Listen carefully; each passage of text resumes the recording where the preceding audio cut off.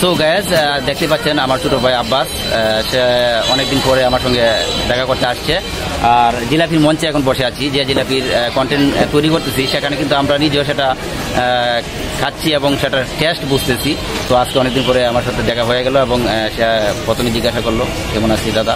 তো সব কিছু মিলে আমি তারপর খোঁজখবর নিলাম এবং আমিও ভালো আছি এবং সেও মোটামুটি সব দিকটাই ভালো আছে। Assalamu alaikum everyone, this is me Abbasuddin. I am younger brother of Shunil Da.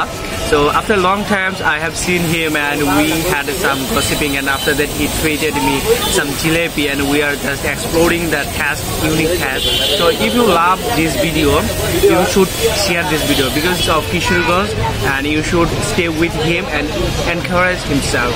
So bye bye. So thank you Abbas, you are good speaker. I know that your speaking level is high.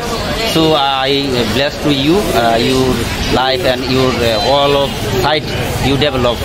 I hope that once upon a time. So thank you guys.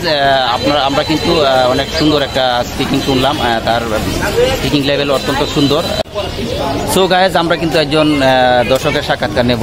তিনি কিন্তু already jalebi খাচ্ছে, অত্যন্ত সুস্বাদু খাবার জিলাপি এবং একটা চিকন সাইজের একটা জিলাপি যেটা সবসময় গরম গরম পাওয়া যায়।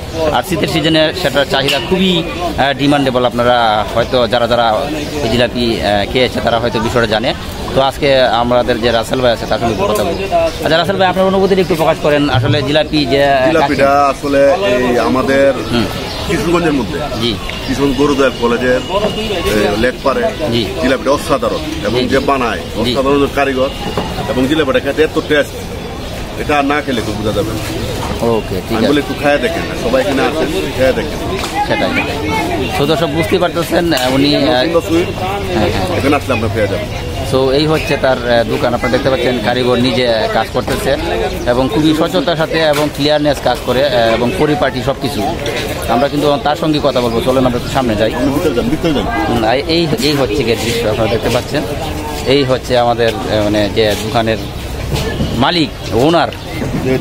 সো তার সঙ্গে আমরা একটু কথা বলবো। আচ্ছা, আপনার এই দোকান কতদিন হয়েছে নির্মাণ করছেন বা কতদিন যাবত কাজ করেন এখানে? 2 বছর যাবত এখানে কাজ করতেছেন। আপনার এত জনপ্রিয়তা হওয়ার কারণ কি? এটা তো পাবলিকেই সিলেকশন করবে কোনটা ভালো কোনটা খারাপ।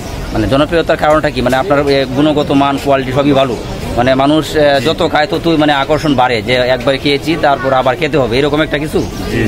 আচ্ছা ঠিক আছে। সো দর্শক বুঝতেই পারতেছেন এটা কিন্তু তার মুখের কথা না, এটা জনগণের কথা। কারণ জনগণ এখানে আসলে পরে হচ্ছে কি আপনার একবার খেলে দ্বিতীয়বার আরও 2-3 জন বন্ধু বান্ধব নিয়ে সেখানে খেতে আসে। আপনার দোকানের নামটা একটু বলেন। কিশোরগঞ্জ সুইট, কিশোরগঞ্জ সুইট কলেজের সামনে, লেক সিটি। আচ্ছা, তো বুঝতেই পারছেন লোকেশন এবং আপনি কিন্তু টোটাল বিষয়টি আপনাদের কাছে তুলে ধরবো। আর তিনি কীভাবে মিষ্টি তৈরি করেন এবং তার মিষ্টি সবটুকু আপনাদেরকে দেখানোর চেষ্টা করবো। তো দেখতে থাকুন। তো আজকে এ পর্যন্তই, দেখা হবে আবারও নতুন ভিডিওতে। সে পর্যন্ত ভালো থাকবেন, ধন্যবাদ।